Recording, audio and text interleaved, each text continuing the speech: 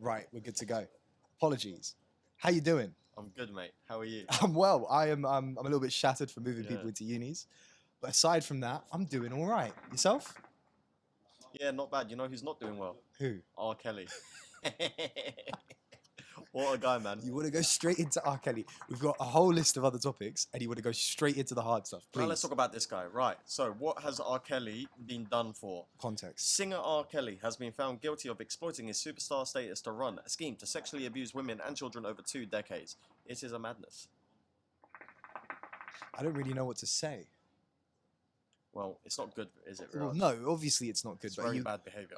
okay, first and foremost, it's wrong on every single level. Yeah, okay. In any respect. This is like, it's like Bill Cosby. It's like the network owner for the movies. I can't remember his Harvey name. Weinstein. Harvey Weinstein. That's the one. But are you still gonna listen to his music? No, why would I? No, you can't. Okay, so when people say this, right, that they're gonna listen to someone who's been accused of this stuff's music. For me, you don't just listen to a musician because you like their music. You listen to them because, to a certain level, you identify with what they're selling, and I just can't get past what he's done now. I can't enjoy the music the same. So this comes on at a comedy gig that you're at. This No. comes on at a club. It won't. Okay, the likelihood that it will is slim, but he's got one tune that everyone knows, right? Yeah, I mean, he's got loads. He's- Ignition, I believe I can fly. Ignition is the Yeah. go-to. Yeah. Wow, these are breaking. That comes on, you're not listening to it. No. Well, if it came on, I'd have to listen to it, but I'm not going to sit there enjoying it. If anything, I'm going to be sat there like, what is going on in this place, bruv? Read the bloody room. Well, that isn't. Are you good. listening to it? I don't know. Are you 'Cause enjoying his music? I don't. You know what? It's a tough one for me because I'm not sure. I don't think I will. I'm not going to enjoy it because, obviously, of all the allegations and stuff. But it's a tough one because Michael went through a similar situation with being molesting children, right? Yeah. But But he was acquitted. was he He was acquitted of charges. after his death or Well, before his he death? settled. He settled. He settled. But his accusations weren't as damning as these ones. This is true, and R. Kelly's still alive. R. Kelly is Oh, still he's alive. got many years left. 11 accusers, 9 women, and 2 men. Do you remember the singer Aaliyah who passed away when she was 22? I don't. So she was a very famous singer who passed away in a plane crash Uh huh. when she was 22. Extremely famous. He married her without anyone's consent when she was 14 or so. In what country? What country In the allowed that? United States. In the United States. What? They lied about her age. On her passport, on her birth certificate. I don't know how they got around, but the marriage was annulled pretty quickly. But yeah, that's what he done. That's wild. And these accusations against R. Kelly, they're not new. People knew about this in 2002, around that time. But back then, people were much more willing to just make a joke out of it and sweep it under the carpet. Obviously now, because of the Me Too movement, people are taking this stuff more seriously. He's being done for the shit he should be done for a long time ago. He got out of because there was allegations a couple of years ago, weren't there? And No, this has been ongoing, allegations. yeah. These are those allegations. He deserves it. What really damned him was the Surviving R. Kelly documentary. Do you remember that? Yes, I do. That came out last year before last. Exactly. The thing is, I haven't watched it, but I heard the backlash that came from it, and rightly so. I wholeheartedly believe that R. Kelly thinks he hasn't done anything wrong. Oh, of course. Because when you're that perverse and sick in the head, you don't even believe that what you're doing is wrong. But he's got to that point in his career, in social status, where he does no wrong, where he feels he does no wrong. He's above everyone Yeah. except for God. We're quite young, but in the early 2000s, he was like Drake level big. Of course. He was huge. Of course. He was the biggest thing going. Yeah, you go to a little high Women school loved him, party, yeah. Ignition comes on, it's a wrap. You're having a good time. But Lord knows, I think I read an article that said he's going to get up to 100 years, or if not 100 minimum. Yeah, so this is how weird the American system is. It's anywhere between 10 to 100 years, which, by the way, 10 years in prison and 100 years in prison are two very different punishments. So, do you think he will carry out anywhere near the 100-year sentence? I mean, probably not. No, I reckon he'll probably get 20 to 30 years. What, with good behavior? I mean, I just think that's probably what he's going to get. Really, he should probably be thrown in prison and lock away the key. And to be honest, if you really think about it, I'm not much of a conspiracy theory But he's just one guy who's been outed and caught. Imagine how many people out there who have been getting away with this for years in the music industry. Oh, absolutely. Probably loads. And probably a lot of Stacks. them are having, because of this situation, are really just trying to cover their tracks right now. They probably have teams of people, lawyers, It's like the who are case making with, settlements. Prince Andrews, right?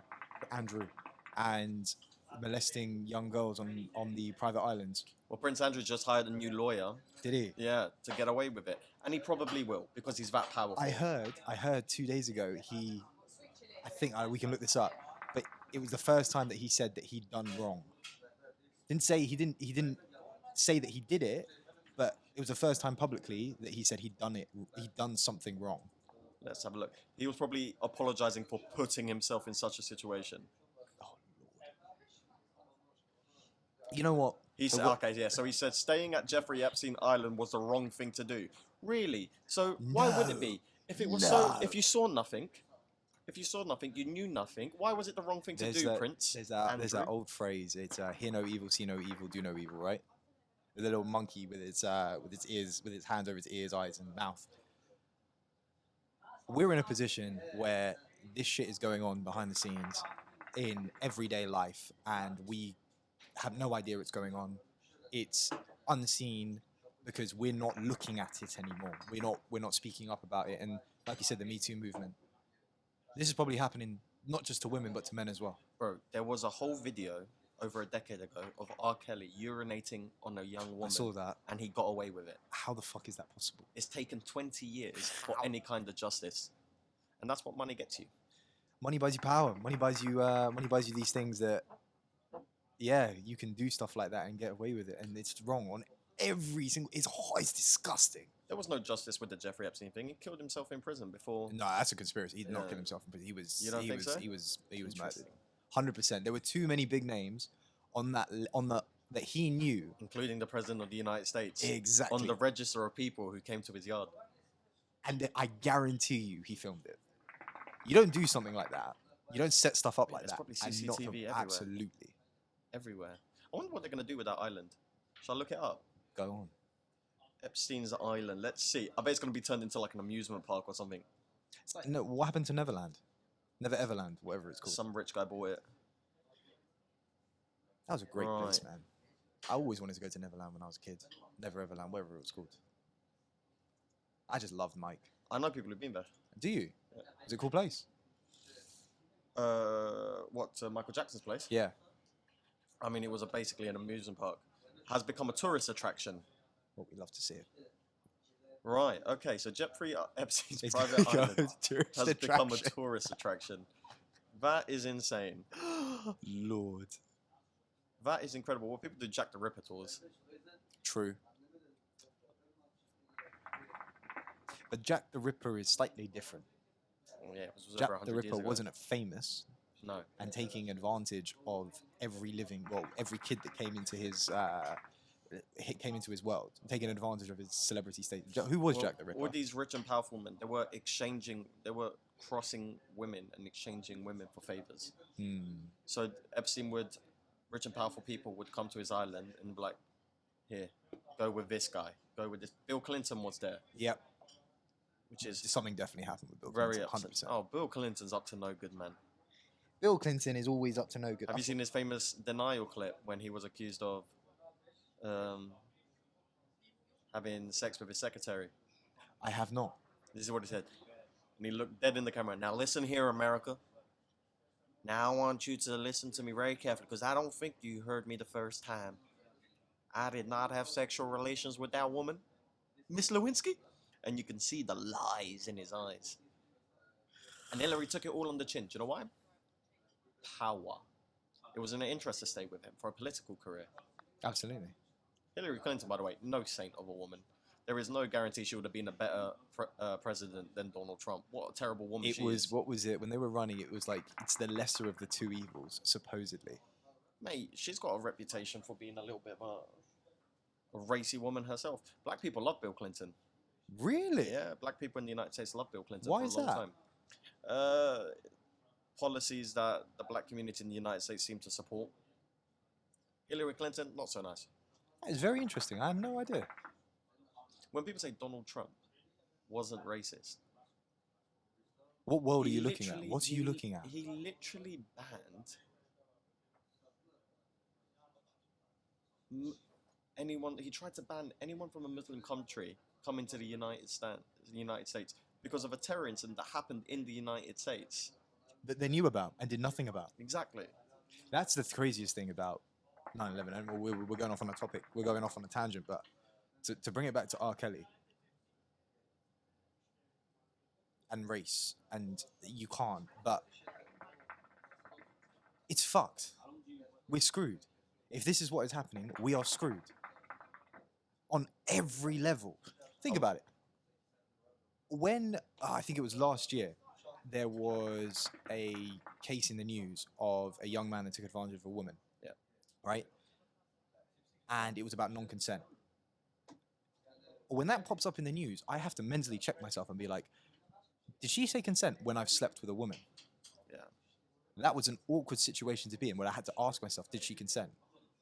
Because for me, I don't do it out of like, I'm not trying to take advantage of someone. But for my own sanity, I'm like, actually, did I ask? Have you been through that? Yeah, not really, because you can't. There's kind of like, unless you're a complete psychopath, it's pretty obvious in the moment when someone is consenting and when someone else But the isn't. line is so blurred, especially when both of you have had something to drink. And the words are not Yeah. uttered. Listen, if you're sleeping with someone who's drunk and you're sober, you're already Bad situation to be in. terrible. Don't do that. No. Don't do that, because it's not consenting at that point. And I don't think a lot of young men realize that, which is where I think we go wrong, because we're not protecting young women by educating young men. True. Comes back to education. Comes back to education. If you think about what R. Kelly got away with for so long, right? I wonder who's still out there who's really prominent in the media, who just hasn't been caught yet. Probably huge names, shocking names. Probably. You got the case with Benjamin Mendy, the footballer now. Have He's you? a massive name. Yep. He's got rape allegations. Mate, listen, I'm sure there's loads of people out there, right, who are doing some messed up stuff and just completely getting away with it. And what do you do about that? I mean, you got to take the victims. You can't stay silent. That's for No, sure. you have to take every accusation seriously, but also these things are very hard to prove unless you have immediate DNA evidence, CCTV evidence. So a lot of the time in the court of law, some things don't hold up, even though they probably should. Mm-hmm. It's like Ronaldo's. Was it rape allegations? Sexual assault, Sexual rape assault, allegations, yeah. rape allegations. And Messi had them too, right? He had the settlement. Both of them. I don't Or know was about Messi. Ronaldo had a Ronaldo settlement. had a settlement. But it doesn't. It's weird because we look at a settlement as if something's happened, and he's in the wrong. Yeah. And they were chanting it at the West Ham game, weren't they? Yeah. Whoa. They flew a women's rights group flew a plane over Old Trafford with a sign saying "Don't forget about the victim's name" during his home debut. Wow. What's your take on when there's a settlement? How does that make you feel? Does it make you feel like they've done wrong, I think- or shisha me? I mean, it's not great, but I think the reason why these guys go for settlement because it kind of brushes it under the carpet. Jeffrey Epstein had loads of settlements before he settled loads of times to keep things quiet. Really? Yeah, he also created he also sued and threatened to sue any major news outlet that spoke about the accusations, which is, again, someone abusing their power to get away with crimes that they absolutely shouldn't get away with. You just got to keep speaking up. Just got to keep hounding them. You can't do anything else, can you? Except do that. I've had girls act inappropriately towards me. Have you? Yeah. I have not. I have not had that. This girl groped me at Wireless Festival, a grown woman. I was 20 at the time, and she was in her mid-30s, and she just grabbed me, and I was like, what the fuck are you doing?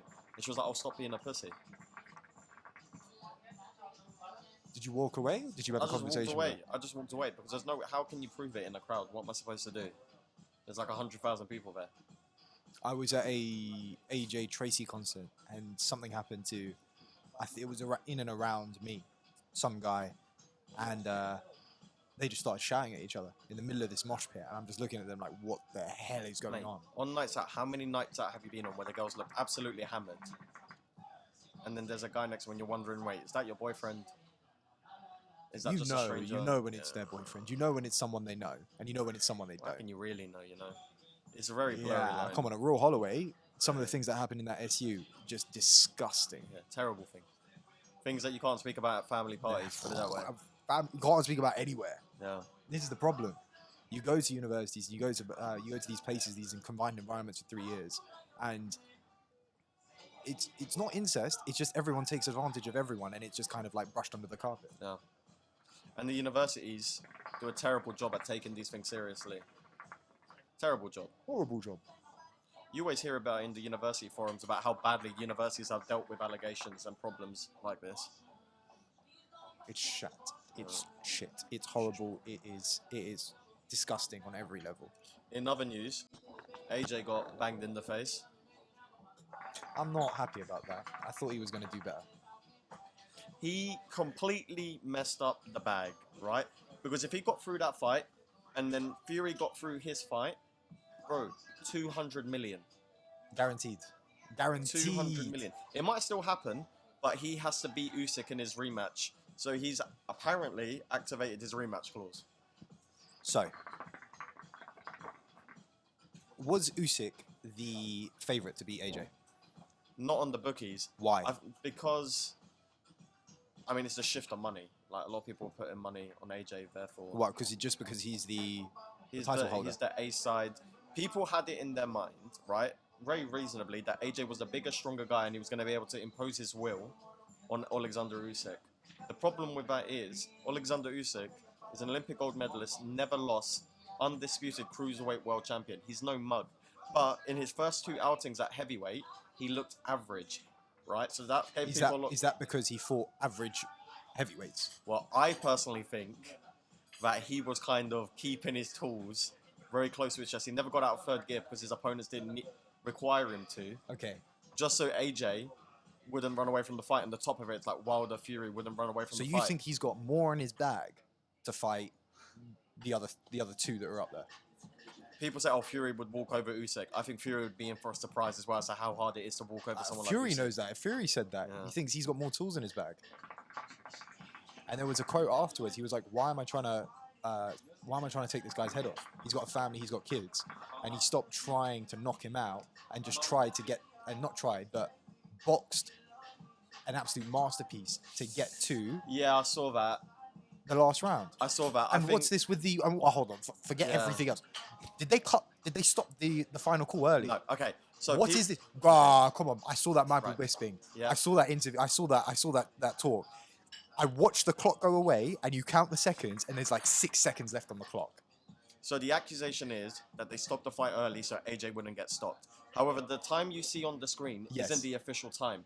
That's done by the production company. The time at a boxing match is kept by the commissioners, right? That's timed independently in the corner. So a lot of the time... So the timing of the round was off by yes, DAZN. it can sometimes be off. I highly doubt the commission was trying to do AJ a favor. The time you see on the screen isn't the official time. A lot of the time they're synced up, but often it can be off. Because the referee, he does a separation and then he gets them to fight. And Understood. especially, it can be definitely off in the last round, because a lot of the time, the referee brings them together in the last round to touch gloves, but the clock's already gone because someone in the production box Has already has gone pressed. play. Interesting. So it looks terrible, I understand, but I highly doubt that the commission was there trying to do AJ a favor. What interest doesn't does, help. It what doesn't interest does help. the commission have in AJ not getting stopped? Absolutely none. They get paid a flat rate, essentially. Absolutely none. It just doesn't look good for the sport of boxing, for AJ, for Usyk. It's a little out Yeah. clause. And this whole thing, Usyk, I think that whole thing about Usyk not trying to knock out AJ kind of gets lost in translation. That's not what he was trying to say. What he was trying to say is he wasn't trying to get away from his game plan, which was to box. Because it's nowhere near in his favor to get in a firing match with Anthony Joshua. Where Anthony Joshua went wrong, he tried to box a boxing master. And that doesn't mean Anthony Joshua's... So in terms of boxing, who is better? Usyk is a better boxer. The way you win boxing matches is you play your game. You impose your tactics on the other fighter. You're not going to go into a boxing match with Floyd Mayweather, try and box him, move and jab, and win. What you have to do to beat someone Well, that's like what Floyd... Logan Paul did. Pardon? That's what Logan Paul did. To who? Floyd Mayweather. Logan Paul didn't beat Floyd Mayweather. He got schooled. What What were you watching? I didn't What watch is it. wrong with people? What? In what No, world? Logan Paul did exactly what you said. I didn't say he won. Okay. Right. What are you on crack? There is nothing Logan Paul could have done. There could have been Logan and Jake Paul in there. They weren't gonna win. And you think what? Are you on crack? So, do you really Two think boxers against one? they would not win? I Are you on drugs? highly disagree with you. In any There is world. in no world, right, where Logan Paul can rock up and say, right, I'm just gonna try and stick You it put on Tommy him. Fury and Daniel Dubois.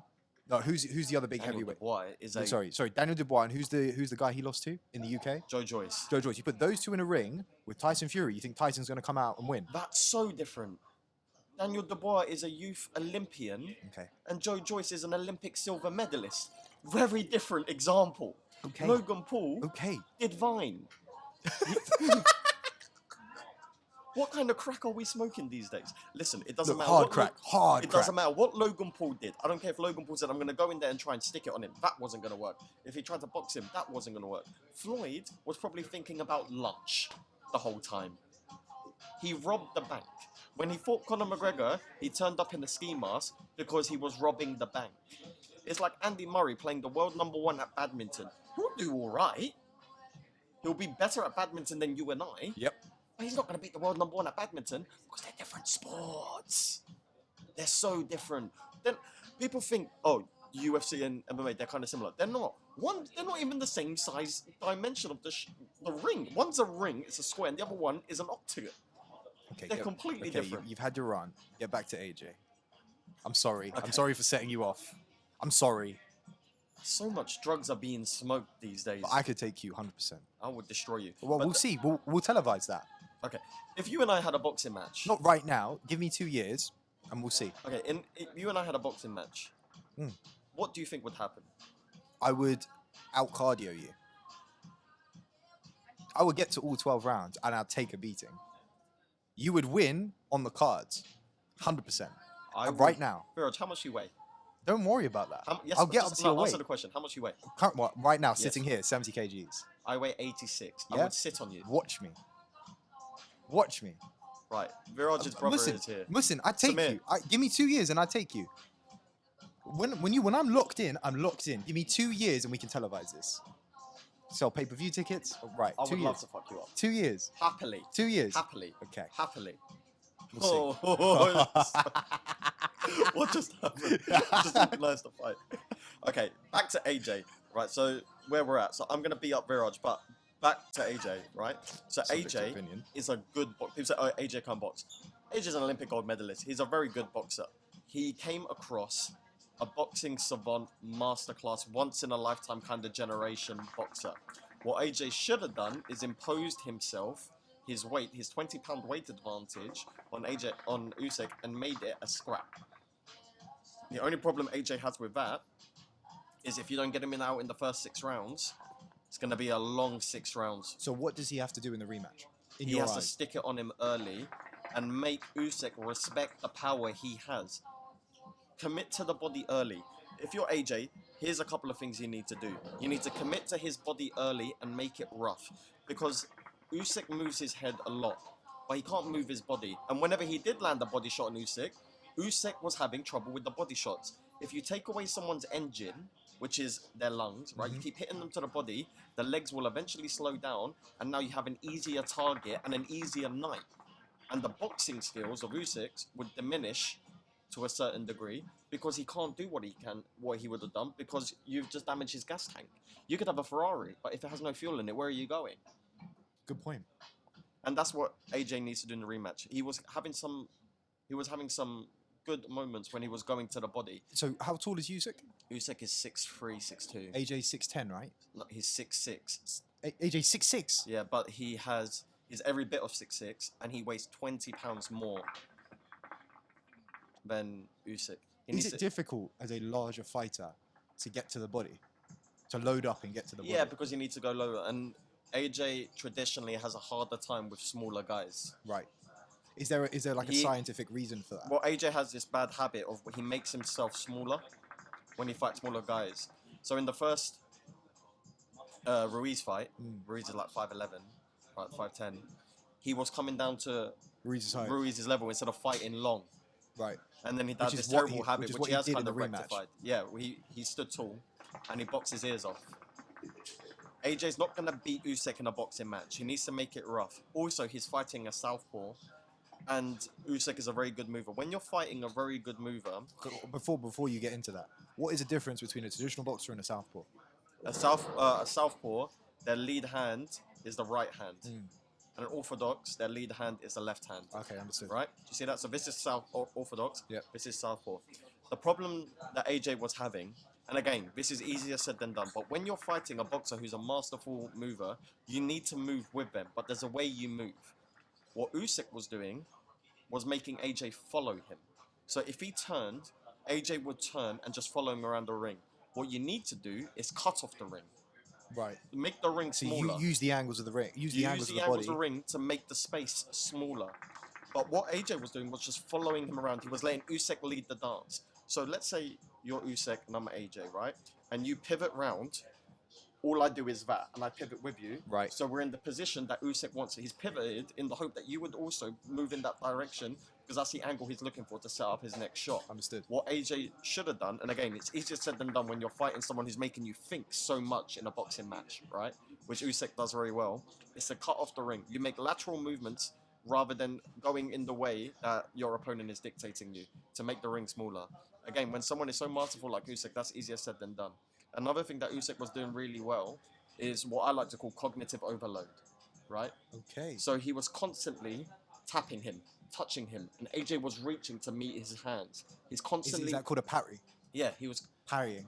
constantly making patter the punches, touching Right. him, landing a very soft jab, and with the left hand, right, bang, bang, and the way his Usyk was able to land his left hand at will, he was constantly keeping his lead leg on the outside of AJ's lead leg, right? So his left hand was constantly right in the motion to land it. As an orthodox fighter fighting a southpaw, you need to keep your lead leg on the outside of the southpaw's lead leg, so you cut off that angle for him, and you have an easier opportunity to land your punches. But when someone like Usyk is making you think so much, you might forget. You're constantly worrying about what's coming up here. You forget about the footwork element. And there was many times where AJ got hit with punches that weren't particularly hard, but they rocked him because he was off balance, because he was turning when Usyk wanted him to turn. Interesting. And before he could plant his feet, Usyk is masterful enough where he's already turned, he's already set his balance. AJ's still trying to adjust rather than trying to cut off the And ring. Usyk's already going. And he's landed the punch. And because AJ's legs are in an awkward place because he hasn't adjusted, He's buckling. He's taking he's the shot. buckling, he's tripping, he fell a couple of times. Yeah, I saw that. Which is common against southpaw fighters because their legs are in a different position than you're generally used to. So how do you count it? So using what you said, is that how you counteract a southpaw? Easier said than done. But those are some of the things you need to do. You need to keep your lead leg on the outside of their lead leg. So you take away that weapon. And you of them, control the dance. and you don't let them dictate where you're going. If they're Right. turning, they're making things awkward. Don't let them take you where they want you to go. Cut off the ring and think 2 steps ahead. But our problem with Usyk is thinking 3 steps ahead. Yeah. He's a So masterful guy. in terms of the conversation around current pound for pound, Usyk's right up there. does he outrank Canelo? Because they're both doing the same thing essentially. Oh no, actually, yeah. So they're both in the same position, except Canelo's got the fight for undisputed. I would say Usyk is the pound for pound #1 fighter on the planet right now because he was the undisputed cruiserweight champion in a division which was stacked at the time. There was killers there. Right. And he made light work of all of those killers. And now he's just come up and beat someone who most people didn't see him beating. And he did it masterfully. Canelo's right up there. Listen, if you want to put Canelo #1, if you want to put Usyk #1, I have no qualms with either because they're both incredible. And how does someone like Floyd Mayweather come into the pound for pound conversation, or Pacquiao? Of all time. No, not of. Of all Floyd time, Mayweather was is Canelo and Usyk up there? Floyd Mayweather is in my opinion, the greatest fighter ever to live. Why do you say fighter? Boxer, fighter, Boxer. whatever you want to call it. Because he could do it all. People say, "Oh, Floyd had no power." You lot are forgetting about Pretty Boy Floyd. When Floyd was younger, he was knocking people out left, right, and center. Yes, this is true. It's only he moved up. He's a 5-weight world champion. The power didn't carry all the way to welterweight because he He fought at welterweight. Yeah, and he walks around at that weight. Most people cut down. So in his like final few matches, he was walking around at welterweight. Put it this way: He was walking around at his like normal weight. he was fighting at his normal weight, and most welterweights cut down from 170 pounds. Wow. And welterweight is 145 or 148, I believe. That's 148. crazy. And he was making people look silly. So why is it easier to do that when you're in the lower divisions, but for someone like Anthony Joshua to come down to cruiserweight or That's to not gonna middleweight? Why is that not possible? Because the modern day heavyweights, they're genuinely giants. Right. AJ's a naturally 17 stone man. He would have to chop off a leg to make it to cruiserweight, which is Interesting. about 200 pounds. Yep. And he walks around at 240, I believe, 230. He's not cut. Why would he do that? He'd be so depleted on the day. His power would probably go because of the weight cut. So you just stay at heavyweight. You just stay with the big boys. There are some. David Hayes started at cruiserweight. And It's worked his him way and up. Usyk are the only two people that have ever done it, right? No. Who else has Evander done Holyfield also. it? Okay. Evander Holyfield, the greatest cruiserweights of all time, probably Evander Holyfield, David Hay, and Usyk. Interesting. Interesting. David Hay was Anthony Joshua just in 2000. 2000s. He was that big. Did he ever The fight? haymaker. Did he have the crossover with Tyson, or was he too late for that? They were going to fight, and Hay pulled out because of an injury. Oh no That way! Fury disputes was legitimate. Wow. They had a whole press conference and everything. You can watch it on YouTube. It was really I will. entertaining. I'll link it in the reels. That's why that would have been a match to see. That would have been crazy. The I think haymaker versus Mike. When their paths were crossing, Hay was already past it, and Fury wasn't on his way up. So I think Fury would have done him.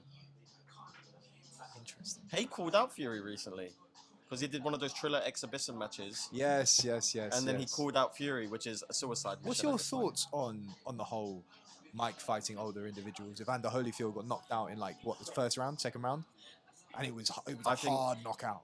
When Mike Tyson is clearly still healthy to fight other old guys, You can't put him in Right. a ring with a younger dude. but you're not going to put him in there with AJ or fucking Tyson Fury. It's a suicide mission for a 55, 58-year-old man. But also, isn't the size difference crazy as well now? Like you said, they're Yeah. modern day giants. But also, oh, listen, a prime Mike Tyson beats them all. Let's not. What? A prime Mike Tyson beats Anthony Joshua handedly. I'm not talking about maybe not AJ, but do you think he can take a punch from Wilder? Yeah, probably hits. Yeah, he beats Wilder. Wilder doesn't have enough tools to deal with someone. Yeah, but he doesn't need the tools to deal with someone. He He needs wouldn't 2 land. seconds. He wouldn't land. He wouldn't lend. Have you He seen needs one Have you punch. seen what Mike Tyson used to box like? Yes, I have. You showed me. You have showed Mike me. Tyson His is- head does not stay still. The problem with Wilder's success for a long time was predicated on his opponent's fear and their inability to make him fight backwards. Fury won the rematch. Yeah. Yeah. Fury won the rematch against Wilder in the last round of the first match because when he got up, Yes, and it's he tri- ridiculous. he tried something different. He said, "I'm going to stick it on him now," and pushed him back.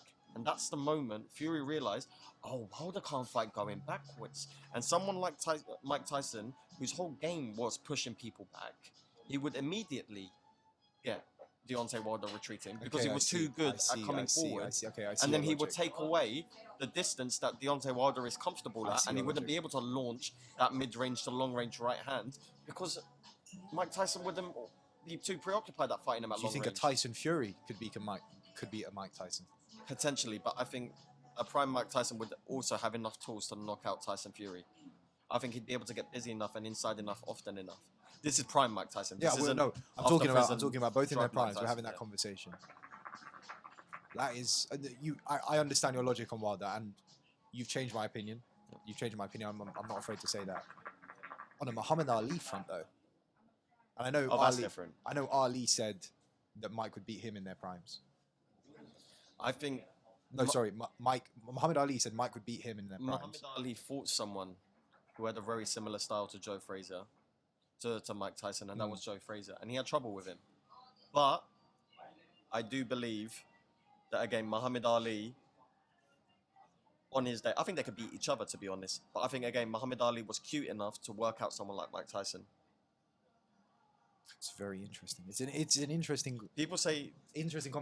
say when you talk Tyson about Fury this. moves a lot. He doesn't actually move that much. He moves when he needs to.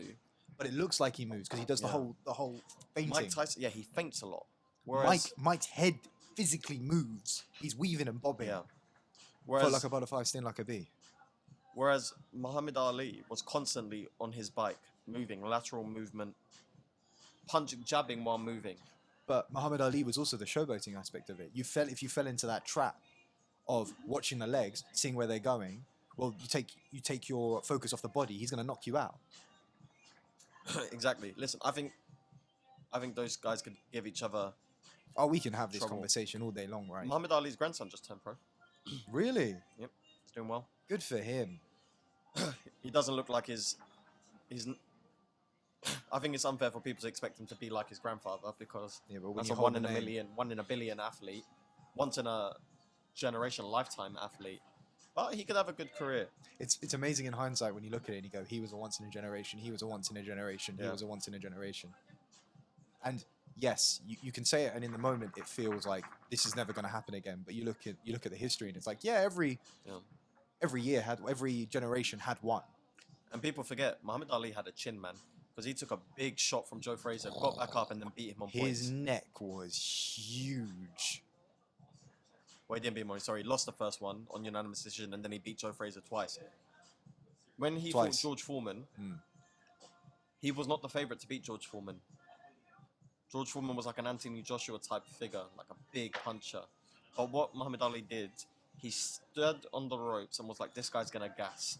So he laid on the ropes for the first like 9 rounds or whatever Just it took was. the punches. And took the punches, slipped, slide, some landed, but he exhausted George Foreman. And then he came out in the whatever round it was, when he realized that George Foreman had nothing left, when he felt the power deplete, and he stopped him almost immediately. Doesn't Canelo do that? He doesn't not take punches, but he slips and slips and slips and slips. And he goes to the body with these power punches. And his cardio will just keep tinkering away, keep you, and just deplete that fuel. Yeah. Deplete the body, and then he just needs to hit you with a couple power punches, and you're taking hits like nobody's business. Canelo is slick enough and hits hard enough where people eventually wilt in front of him. And he gets people who are very skilled boxers to start doing things that they don't normally do. So against Billy Joe Saunders, he was downloading information on Billy Joe Saunders, and he eventually realized when Billy Joe finishes a combination, he has a habit of slipping to his right side, I believe it is. Right. But he slips too much. He overextends. So let's say the punch is here. Really, all he needs to do is be here. That far. Yeah, that's what people like Canelo and Floyd did very well. They don't need to come all the way down here to make you miss. They just make you miss marginally, so they never lose balance. And what Billy Joe Saunders would do, he'd come all the way down here. Canelo saw that, timed it, and landed an uppercut from hell and broke his eye socket. Look, I take it back. I said it in a previous episode. I was like, did he quit?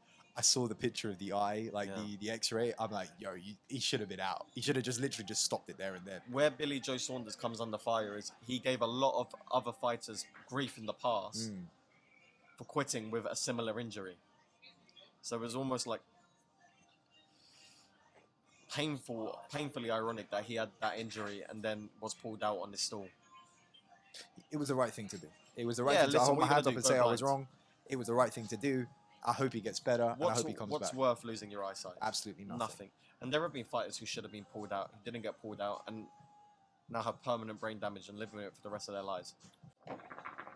Talking about being pulled out, and talking about fuel, and talking about stoppages. What a segue this is. Jesus Oh, Christ. oh. How much did your tank cost to fill you up today? Or yesterday, or the day before? Mate, I haven't gone once. I sent my mum. No way. I sent my mum to the petrol station, bro. She can wait. I ain't doing that. I found fuel a couple days ago, and we had to drive. Okay, so we had to drive down to Bristol to Kent to drop my cousin off to uni. Filled up the weekend before. Had enough in the tank. Sorry, filled up on the Saturday before. Filled up enough tank. Had enough in the tank. Drove down to Brighton to drop one cousin off. The next day, drove down to Kent.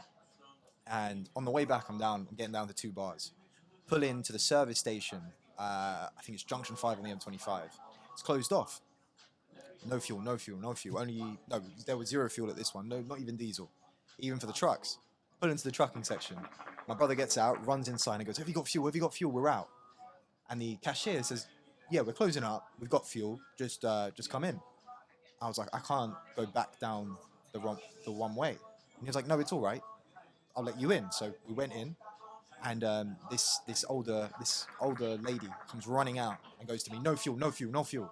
I was like, okay. So I went inside, and I asked him politely. I was like, have you got any fuel? My brother just came in and said, yeah. And he said something, and I was like, I'm sorry, I don't quite understand. And he said, we're closing, but if you fill up the tank now, you can pay for it. I was like, perfect. So I ran outside to the car, opened up the fuel tank, have the thing in my hand. This lady turns around to me and goes, you can't fill up. We have no fuel. It's spitting. And I was like, we're in a position where I am not going to make it home, right? I thought I would, but we're a couple miles out, and I'm not sure if this is going to be possible. So she went to put the cone back, and I literally, in that moment, was like, her back is turned. If I put it in now and I press, there's nothing that she can do about it. I felt horrible. I was in that position. But I did it anyway, because I had to get home. It was a long day. It was coming up to like 9, 10 o'clock. If we got stuck on the on the M25, you have to call the AA out. That's using a whole bunch of fuel. Who knows if they're going to make it? And I just filled it up. It was in that moment I was just like, fuck it. I'm just gonna press it. Filled up 30 quid's worth. She came running back, was like, you shouldn't have done that. I was like, look, I'm so sorry, but this was really, really needed. I apologize profusely. And apparently, some guys in a car had come in, started harassing her and her colleague, and chanting and threatening them. And her colleague quit on the spot. Really? Quit on the spot, just left. So she's running out, Because they running don't need around. that shit in their life, man. It's crazy. This is a 5-6. This was a 12 pump station. How are you supposed to juggle? How can it be like 3 people juggling a 12 pump station with people scrambling for fuel? It's wild. And then I had to fill up one of the cars today, find fuel, found it, made my way down here. But even then, it's still only V power. Only got V power. You okay with that? Well, I don't really have a choice. V-power. I don't have a choice. But Lord, it was so much fun filling up at the petrol station. I was this close, had the roof down. I wanted to play Sweet Caroline. Oh, it was brilliant. Oh my God, I tell you, I was like, we went with Ali a couple of days ago, and I'm there just directing people like, yep, you can come in here. Yep, you can go there. It was brilliant. I had so much fun. I've never had more fun filling up at a state fuel pump. Yeah. It's horrible what's going on. You're the only one. Oh, mate. Everyone else is hating It was life. class. I was talking to this lady about filling up a 5-litre Mustang. I was cracking jokes. It was great fun. Well, I'm glad you are having a good time on other people's pain and suffering, Viraj. You know what I've noticed about this whole situation from a psychological standpoint, right? Please. So the term panic buying gets thrown around a lot right now, right? But the more I think about it, there are people out there who have legitimate reasons why they need to buy petrol right now and why they're queuing up. There's people who rely on it for their living, so for example, cab drivers. There are people who drive for work, care workers, key workers, so forth. These people have legitimate means where they need petrol just to survive and get on with their daily lives. However, the media has this very cute way of turning us against each other and making us angry at a lot of people who genuinely just need petrol just to survive. Oh, yeah, and we call them panic buyers, and we can be frustrated. And there are certain people who are taking the piss, filling their canisters and all that stuff. I'm not a fan of that. When I see someone filling up like 3 canisters, I'm like, Yeah. but you realise that bad petrol will be bad for you. Like petrol that's sat in a canister for a while will be bad for your car. Yeah, it will go off. And also, it's kind of, I heard this argument made on Twitter, right? So people are being turned against each other because we assume that everyone who's at a petrol station now is panic buying. Yep. And the media has this very clever way of, they might not always change your perception, but they might change how you perceive other people. Yes. And that's what's happening here. Yeah. They might not necessarily change your perception on how you think straight away and turn you into this crazy person, but they might change what you think other people are thinking in that situation. Of course. And I think that's a more nuanced way of But what does that do? explaining what the media does to But, people. but what good does that do to anyone in this particular circumstance? Well, in this circumstance, it does. The way the media is reporting on this, they kind of basically, fundamentally, there was no fuel crisis. No. Right? There It was a was a shortage of shortage. HC drivers. We had Yes. petrol, we had diesel, right? Yes. We're going to run out of that shit eventually, ladies and gentlemen, but today's not the day. The issue wasn't with the supply, it was with how it was getting there. There Yeah. was plenty of We- stock. We have petrol in the depots. We just Yeah. don't have the drivers to drive it from the depots to get it Exactly. However, the media didn't effectively portray an accurate representation of what the situation was, which is why we're in this situation now. And now, because of that, we genuinely have a fuel crisis. Yes. And apparently, Wednesday, people are being sent out and more deliveries are going to be made. Petrol supply, reserve fuel tankers on the road from Wednesday. I'm not even sure if that's true. There's reports that the army is going to be Yeah. bringing it in. Who knows? Who actually knows if that's true? It's all hearsay until I actually Yeah. see it or anyone sees it. What was interesting is that in our area, what they're doing is they're not telling the petrol stations who they're going to send the fuel to until the afternoon delivery. Yeah. So they're cycling through, but so that the petrol stations don't go and tell their friends, they're not saying until like the last minute apparently. Yeah. I'm not sure if this is misinformation, so please It might go be, and who fact knows? check it. Who knows? It's all hearsay at this point, but it's crazy because I'm running around like 4 petrol stations trying to find fuel, and then so are other people. And then when one person does, they'll call every living person in their phone book and go, "I've got fuel here. I've got fuel here. Yeah. Please come." Doesn't matter if you're 50 miles away. They'll travel there.